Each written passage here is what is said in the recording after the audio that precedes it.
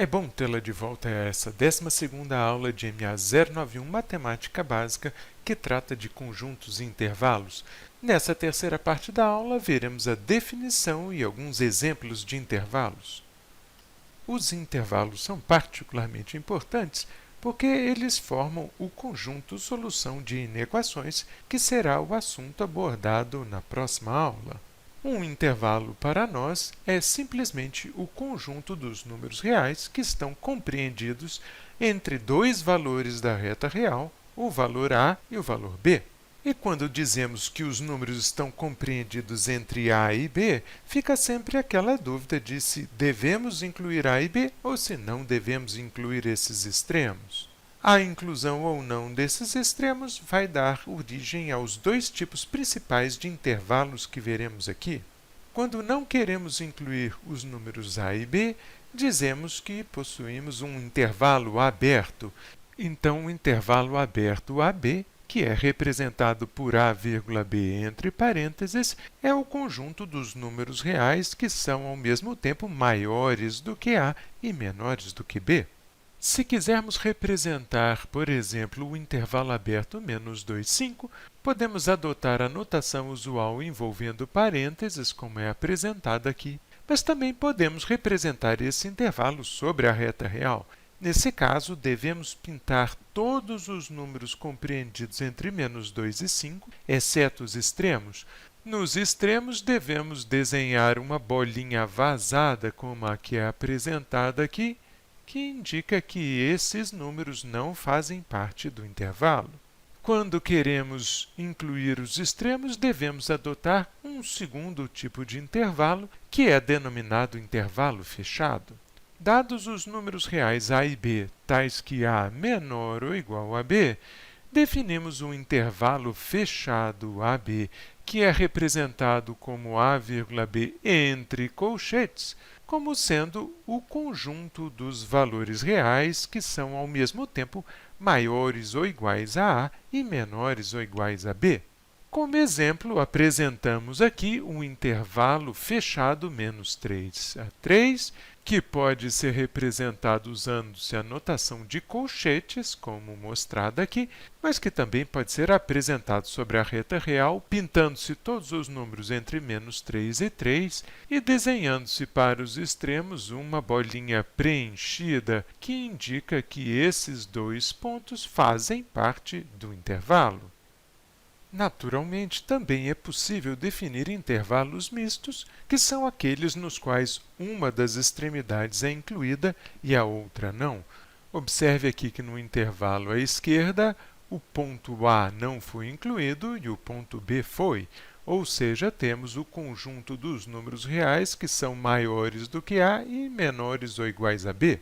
Já no intervalo à direita, nós incluímos o ponto A e deixamos de fora o ponto B, o que significa que temos todos os números reais que são maiores ou iguais a A e menores do que B.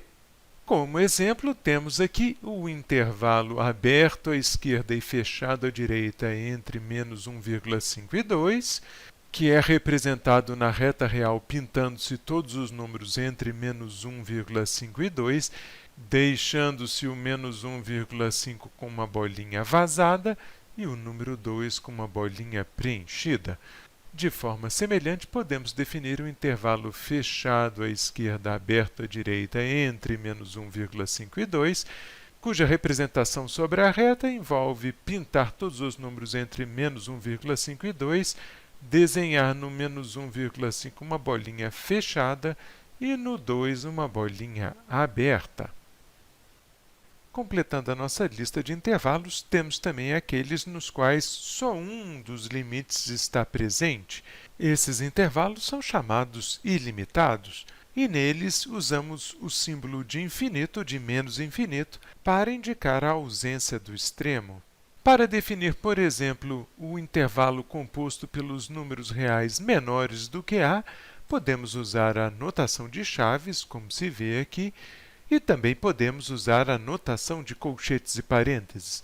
Neste caso, usamos menos infinito acompanhado de parênteses à esquerda para indicar que não há um extremo esquerdo no intervalo e usamos A acompanhado de parênteses para indicar que se trata de um intervalo aberto à direita. Se, por outro lado, quisermos tomar todos os números reais maiores do que um certo valor A, podemos usar a notação entre chaves, como se vê aqui, assim como podemos usar a notação de parênteses, escrevendo o A acompanhado de abre parênteses do lado esquerdo e o símbolo de infinito acompanhado de parênteses também, para indicar que não há um extremo direito. Para definir um intervalo composto por todos os números reais menores ou iguais a A, podemos escrever esse conjunto na notação de chaves, ou então escrever menos infinito acompanhado de abre parênteses, vírgula, A acompanhado de colchete para indicar que o número A foi incluído no intervalo. E, finalmente, para definir um intervalo formado por todos os números reais maiores ou iguais a A, escrevemos A acompanhado de abre colchetes e, do lado direito, infinito acompanhado de fecha parênteses. Observe que, acompanhando infinito ou menos infinito, só se pode usar parênteses, nunca colchetes. Como uma curiosidade, se você quiser representar todo o conjunto dos números reais, você também pode usar a notação menos infinito, vírgula infinito entre parênteses. Vejamos agora alguns exemplos de todos esses conjuntos. No nosso primeiro exemplo, excluímos do conjunto o ponto menos 1, que aparece com uma bola aberta, e incluímos todos os pontos que estão à direita desse valor. Temos, portanto, o intervalo aberto, que vai de menos 1 até infinito. No nosso segundo exemplo, o menos 1 foi incluído no conjunto e temos também todos os pontos que estão à sua direita. Então, temos o intervalo que vai de menos 1 a infinito fechado no menos 1. Nesse terceiro exemplo, temos o número 2 que foi excluído e estamos considerando todos os pontos que estão à sua esquerda. Temos, portanto, o intervalo aberto que vai de menos infinito a 2. Já no quarto exemplo, o 2 foi incluído, estamos considerando os pontos menores do que esse valor, de tal maneira que temos o intervalo de menos infinito a 2 fechado no 2. E, finalmente, observe que no último exemplo temos toda a reta real, de tal maneira que o nosso intervalo é o intervalo aberto que vai de menos infinito a infinito. Como já foi dito, intervalos são, na verdade, conjuntos. Sendo assim, a exemplo do que fizemos na aula passada, podemos determinar a união ou interseção de intervalos.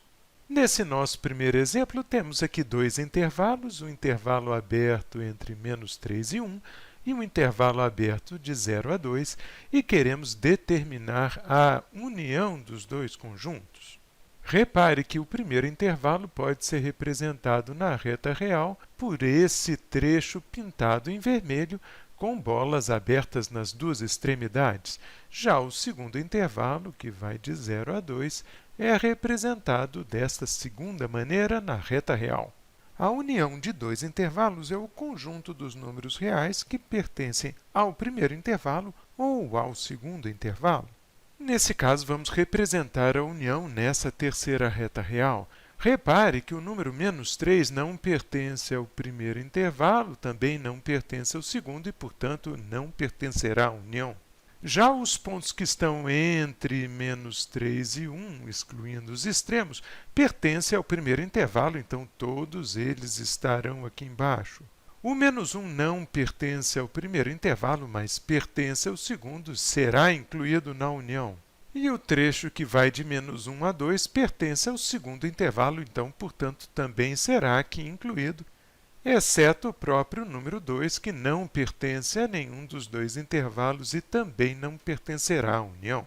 Sendo assim, observando a terceira reta real, concluímos que a união desses intervalos é formada pelo intervalo aberto entre menos 3 e 2, que pode ser representado na notação de parênteses e colchetes dessa maneira e que também pode ser representado na notação de chaves, como mostrado aqui embaixo. Vejamos agora um segundo exemplo no qual queremos determinar a união entre o intervalo aberto de menos 2 a 1 e o intervalo fechado entre 3 e 5. Então, aqui está o primeiro intervalo, aqui está o segundo intervalo e vamos representar aqui embaixo a união dos dois intervalos. Observe neste caso que os dois intervalos não têm pontos em comum. Sendo assim, a união é fácil de determinar. Na notação de parênteses e colchetes, a união é representada do mesmo jeito que foi apresentado aqui em cima. E na notação de chaves, ela é representada como mostrado aqui embaixo. Repare que tomamos os valores de x que são maiores que menos 2 e menores do que 1, ou, que é o termo que indica a união, o x maior ou igual a 3 e menor ou igual a 5. Concluindo essa parte da aula, vejamos agora alguns exemplos de interseção de intervalos.